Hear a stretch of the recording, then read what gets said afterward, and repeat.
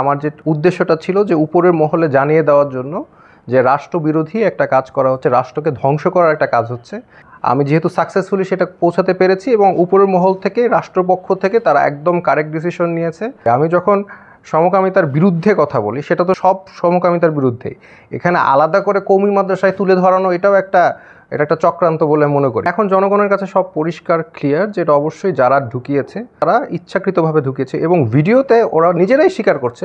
রাষ্ট্রপক্ষ যদি অ্যাকশন না নিতে পারে আমরা আইনত বৈধভাবে তাদের বিরুদ্ধে অ্যাকশন নেওয়া যায় সেটা নিয়ে আমরা বিবেচনা করব। তারা আমাদের শিশুকে ধ্বংস করার চেষ্টা করছে, তারা কিন্তু আক্রমণ করেছে আমাদেরকে। যেই সফলতা অলরেডি পেয়েছি আমরা আলহামদুলিল্লাহ। আমার যে উদ্দেশ্যটা ছিল যে উপরের মহলে জানিয়ে দেওয়ার জন্য যে রাষ্ট্রবিরোধী একটা কাজ করা হচ্ছে, রাষ্ট্রকে ধ্বংস করার একটা কাজ হচ্ছে। Jamuna air conditioner, simplify cooling. এটা সবার পক্ষে উপরের মহলে যে পৌঁছানো সম্ভব হয়নি। এর আগেও আমি বলেছি, আমি বিভিন্ন সময় বিভিন্নভাবে মেসেজটা পৌঁছানোর চেষ্টা করেছি, উপর মহলে পারিনি বা কোনোভাবে যায়নি। আমি যেহেতু সাকসেসফুলি সেটা পৌঁছাতে পেরেছি এবং উপরের মহল থেকে রাষ্ট্রপক্ষ থেকে তারা একদম কারেক্ট ডিসিশন নিয়েছে আলহামদুলিল্লাহ। এটা ইনশাল্লাহ আর থাকবে না। আর যেটা বলা হচ্ছে যে হিজড়াদের নিয়ে একটা নতুন গল্প করা হতে পারে, এটা অবশ্যই এটা হতে পারে। হিজড়াদের মানবিক দিকটা অবশ্যই আমাদের জানা উচিত, এটা নিয়ে আমাদের কোনো প্রবলেম নেই। যারা যৌন তাদের প্রতিবন্ধী বা যাদের শারীরিক সমস্যা আছে তাদেরকে নিয়ে অবশ্যই আমাদের কাজ করা উচিত, তাদেরকে সাহায্য করা উচিত। এটা প্রথম থেকেই বলে আসছি, এখনও বলে আসছি। এই বিষয়ে যদি কোনো গল্প করা হয় তাহলে আমাদের এখানে কোনো দ্বিমত থাকার কোনো কারণ দেখছি না। শুধুমাত্র ওই ট্রান্সজেন্ডার যেগুলো জোর করে ঢুকিয়ে দেওয়া হচ্ছে, আবারও বলছি বন্ধু সোশ্যাল যেখানে নিজেই বলেছে, সেই ক্ষেত্রে আসলে এই গল্পটা থাকার কোনো যৌক্তিকতা আমি দেখছি না। আমি মনে করি রাষ্ট্রপক্ষ এই সুপারিশটা নিয়ে এটা পরিবর্তন করবে, নতুন গল্প আনবে ইনশাআল্লাহ।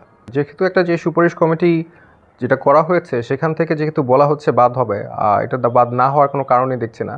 কারণ এখন জনগণের কাছে সব পরিষ্কার ক্লিয়ার যে এটা অবশ্যই যারা ঢুকিয়েছে, যেমন বন্ধু সোশ্যাল ওয়েলফেয়ার, তারা ইচ্ছাকৃতভাবে ঢুকিয়েছে এবং ভিডিওতে ওরা নিজেরাই স্বীকার করছে যে তারা এটা ট্রান্সজেন্ডারই ঢুকিয়েছে এবং তাদের উদ্দেশ্য কি তারা নিজেরাই ভিডিওতে যখন বলে, তারপরে তো আসলে এখানে আর কোনো বিতর্ক থাকার কোনো প্রশ্নই ওঠে না, যেটা হিজড়াদের দিনে করা হয় নাই। তো এর ফলশ্রুতিতে তো তাদের নিজেদের ডকুমেন্ট সব কিছু মিলিয়ে এখন এটা তো মোটামুটি ক্লিয়ার যে এটা আসলে একটা বদ উদ্দেশ্য এবং ধ্বংসাত্মক উদ্দেশ্য নিয়ে তারা এই কাজটা করেছে। আমি মনে করি যে মানবিক গল্প হতে পারে, কোনো সমস্যা নাই, কিন্তু এটার ভিতরে ট্রান্সজেন্ডার আসার সম্ভাবনা আমি কম দেখছি। কারণ যেহেতু রাষ্ট্রপক্ষ এখন বুঝে গেছে যে কিছু চক্রান্ত করা হচ্ছে, যে এখানে ট্রান্সজেন্ডার ঢুকানোর জন্য বা আমাদের যুব সমাজকে ধ্বংস করার জন্য যে একটা চক্রান্ত চলছিল, সেটা যেহেতু রাষ্ট্রপক্ষ জেনে গেছে এখন, আমার মনে হয় এখন ওদের দিকে কঠিন হবে এগুলি নতুন করে আবার কিছু করার। কিন্তু তারপরেও আমাদের সতর্ক থাকতে হবে এবং আমাদের এই বিষয়ে আন্দোলন করতে হবে যদি তারা এই চক্র আবার চেষ্টা করে। আমি যখন সমকামিতার বিরুদ্ধে কথা বলি সেটা তো শুধু সব সমকামিতার বিরুদ্ধেই। এখানে আলাদা করে কওমি মাদ্রাসায় তুলে ধরানো এটা একটা চক্রান্ত বলে মনে করি। আমি যখন বলছি সমকামিতা বাংলাদেশে অবৈধ, এটা অনৈতিক, এটা রং, এটা তো ইটস অ্যাক্রস দ্য বোর্ড, এটা সব ক্ষেত্রে। এটা স্কুলে করলে, কলেজে করলে, পাবলিকালি করলে, প্রাইভেটালি করলে, মাদ্রাসায় করলে, যেখানেই হোক এটা রং এবং এটা নিয়ে কোনো বিতর্কই নাই। এই জন্য আমার এখানে বলার প্রয়োজনই মনে করি না। যেহেতু আমরা অলরেডি বলছি সমকামিতার রং এটা অবৈধ কাজ এবং যারা করে তাদেরকে আইনের আওতায় আনা উচিত। যেহেতু আমরা বলছি, সেখানে আলাদা করে কওমি মাদ্রাসাকে তুলে আনার কি যুক্তিগত থাকতে পারে আমি সেটা জানি না। আমি অ্যাক্রস দ্য বোর্ড বলছি এটা completely illegal, it's wrong. And এখানে আলেমুল আমাদেরও এখানে কোনো দ্বিমত নাই। যেই করুক, সে যেখানেই থাকুক, তার পজিশন যেটাই হোক, তাকে আইনের আওতায় দ্রুত আনা হবে ইনশাল্লাহ। অনেক সময় যে ভণ্ড হিজড়া, যারা ট্রান্সজেন্ডার নিজেদেরকে হিজড়া বলে ব্যবসা করে, তাদেরকে ধরছেই। তো ইনশাল্লাহ তারা এখনও তারা আইন শৃঙ্খলা বাহিনী অ্যাক্টিভ এবং ভবিষ্যৎ এখন আরও অ্যাক্টিভ হবে আমার আন্দোলনের পরে ইনশাল্লাহ, আমি এটাই আশা করি। এবং যারা প্রকৃত হিজড়া তাদের অধিকার যেন তারা পায়, এটাও ইনশাল্লাহ হবে। কারণ মেডিকেল টেস্ট করলেই তো এখন বের হয়ে যায় কে প্রকৃত হিজড়া না। ক্রোমোজোম টেস্ট বলেন, আলট্রাসাউন্ড বলেন, সব খুবই সহজভাবে বের করা সম্ভব। তো এখানে আর বিতর্ক থাকার কোনো প্রশ্ন আসে না। যারা হিজড়াদের অধিকার চুরি করার চেষ্টা করছে, নিয়ে নিজেদের ফায়দা হাসিল করার চেষ্টা করছে, তাদেরকে আইনের আওতায় খুব দ্রুত আনার আহ্বান আমি করতে পারি। এখন যেহেতু এই বিষয়টা একটা লেভেলে রাষ্ট্রপক্ষ বলেই দিল, আমাদের পক্ষেই আসলো, সেই ক্ষেত্রে এখন রাষ্ট্রপক্ষের সীমাবদ্ধতা আছে। তাদের কূটনৈতিক সম্পর্ক রক্ষা করতে হবে, তাদের অনেক বিষয় বিবেচনা করতে হবে। সেখানে সব ক্ষেত্রে রাষ্ট্রপক্ষ যে অ্যাকশন নিতে পারে তা কিন্তু না। আমাদের জনগণ হিসাবে কিছু নৈতিক দায়িত্ব আছে, আমাদের কিছু রেসপন্সিবিলিটি আছে যে যে যে সব জায়গায় রাষ্ট্রপক্ষ কিছু বলতে পারে না সেই সব জায়গায় আমাদের প্রতিবাদ করা উচিত। এবং যারা যারা এই বিষয়ে যে ষড়যন্ত্র করেছে তাদের এগেনস্টে রাষ্ট্রপক্ষ যদি অ্যাকশন না নিতে পারে আমরা আইনত বৈধভাবে এর আইনের ভিতরে থেকে তাদের বিরুদ্ধে যে কীরকম অ্যাকশন নেওয়া যায় সেটা নিয়ে আমরা বিবেচনা করব এবং ইনশাআল্লাহ সামনে আমরা অ্যাকশনে যেতে পারি। আমি ওনাদেরকে ধন্যবাদ জানাবো। ওনারা মানে যদিও কিছু মহল আমাকে বিভিন্ন দলের সাথে যোগ করানোর চেষ্টা করছে, যদিও আমি কখনো কোনো রাজনৈতিক দল করি না, এরকম কোনো ইতিহাস আমার নাই। যে কোনোভাবে চেক করতে পারেন, আমি কোনো দলের মধ্যে ছিলাম না, রাজনৈতিক বলেন অরাজনৈতিক বলেন কোনো দলে ছিলাম না। আমার দল একটাই, বাংলাদেশের জনগণ, বাংলাদেশ মুসলিম উম্মাহ, এটাই আমার দল। আমার আর কোনো অন্য নামে দল নাই। তারা আমাদের শিশুকে ধ্বংস করার চেষ্টা করছে, তারা কিন্তু আক্রমণ করেছে আমাদেরকে, আমাদের শিশুকে টার্গেট করেছে। আমি কিন্তু তাদের বইয়ের কিছু ঢুকাই নাই, তারা আমাদের পাঠ্য বইয়ে ঢুকিয়েছে। So they are attacking us, we are not attacking them, এই বিষয়টা ক্লিয়ার।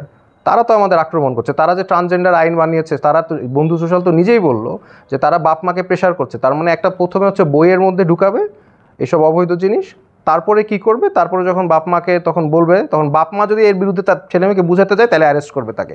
এরকম একটা আইন বানানোর চক্রান্ত করেছিল সেই বন্ধু সোশ্যাল, সরকারকে চাপ দেওয়ার চেষ্টা করেছিল, কিন্তু এটা বের করে ফেলেছে। তো তারা আমাদেরকে আক্রমণ করছে, আমরা কিন্তু তাদেরকে আক্রমণ করছি না, আমরা আমাদের ভবিষ্যৎ প্রজন্মকে ডিফেন্ড করার চেষ্টা করছি। আমি মনে করি যেহেতু রাষ্ট্রপক্ষ এটা বুঝেছে, আমার মনে হয় না এখানে ওনাদের আর কোনো ডাউট আছে।